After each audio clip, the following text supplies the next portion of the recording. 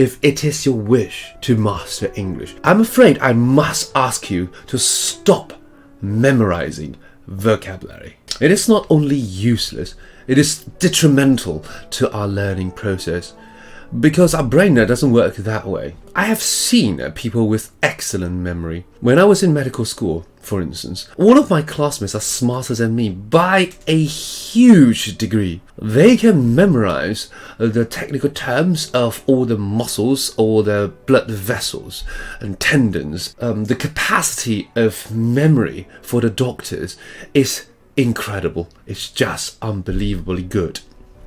However, even they will struggle with English words and vocab. And I can't help but think that if such beautiful mind will fail to register the English words in their brain for users in occasions other than tests, then I must ask you guys, what is the use for us ordinary people to try to memorize words in order to use it?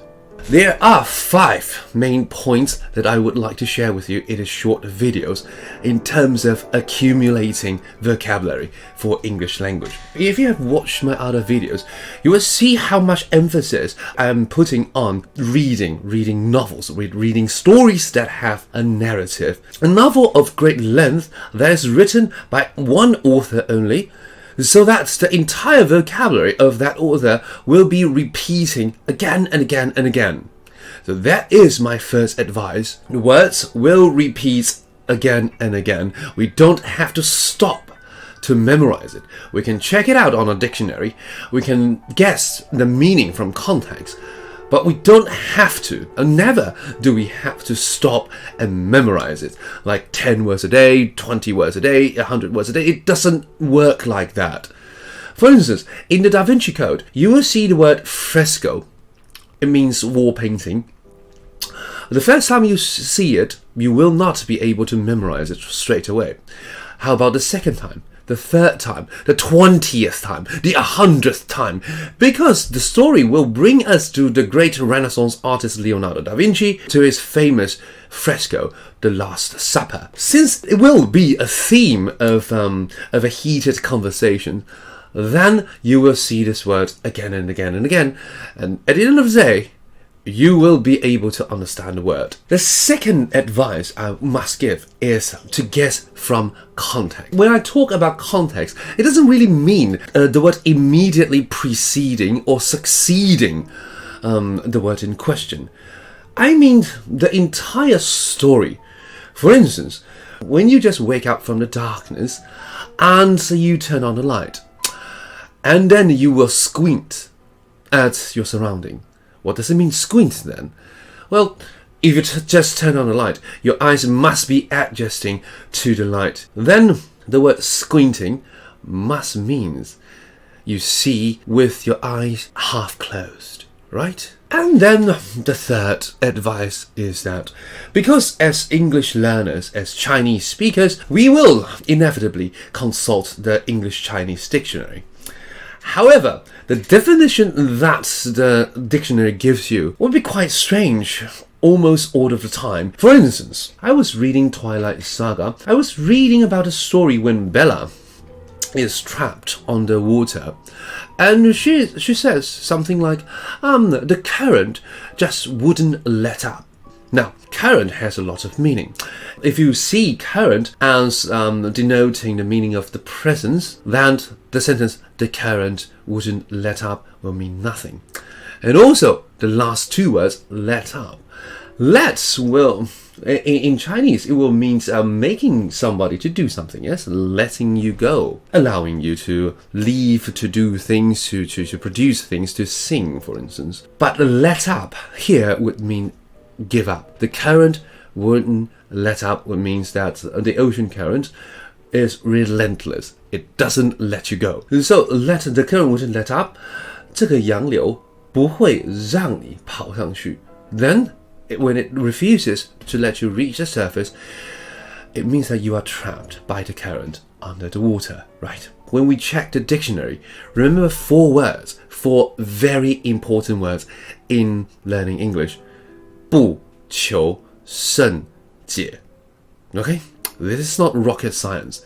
This is just a simple language. Next advice is that the simple words have meanings, and their meanings are actually more important than the nouns or the adjectives, or even the verbs. For instance, prepositions like to will mean something like 去对于那个方向.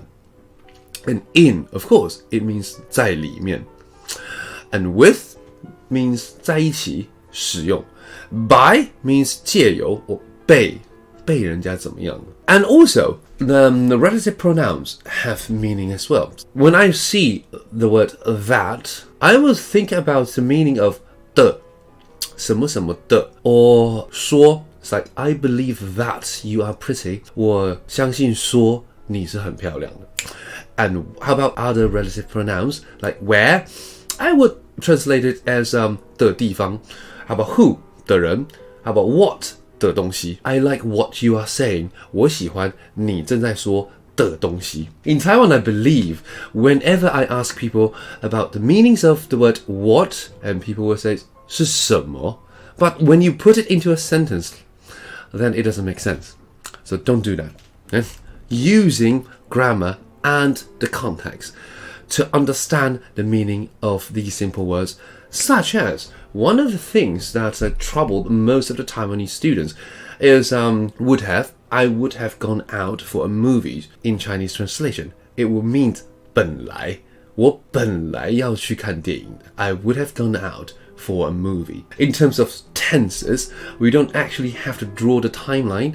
We just use Chinese translation to understand it. And for me, these kind of words are the most important English words in English vocabulary. My last advice is that according to my second lessons, English sentences can be divided into the main sentence, the subject, verb, object, the clauses with a conjunctive at the beginning or a relative pronouns at the beginning, and then the phrases. We kind of divide every sentence into these small units. That's the first step. And the second step, we use literal translation. Now, don't feel scared because the meaning will be strange. It will sound strange because of the orders of things. And then the next step is to use your Chinese logic to rearrange those units, those translated units together. And then the last step is to use the most natural sounding Chinese or Cantonese, whatever your native language is, to read it out again.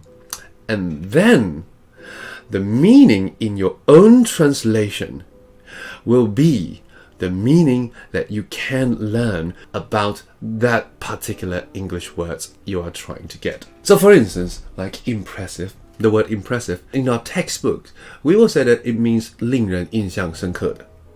However, after seeing a movie, you may read that a person is saying to his friend that, wow, the movie was impressive.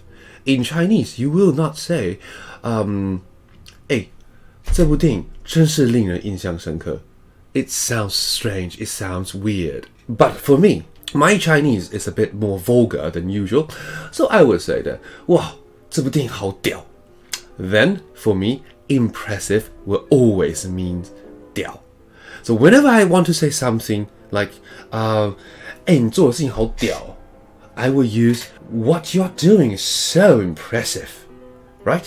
So you will be able to use those words that you learned into your daily conversation. And that, my friends, will be how we learn vocabulary. We read on, we don't stop, we kind of translate them, according to my advices, into the Chinese that we are used to. And then those meanings are for you to use. Even though we may make mistakes, it doesn't really matter.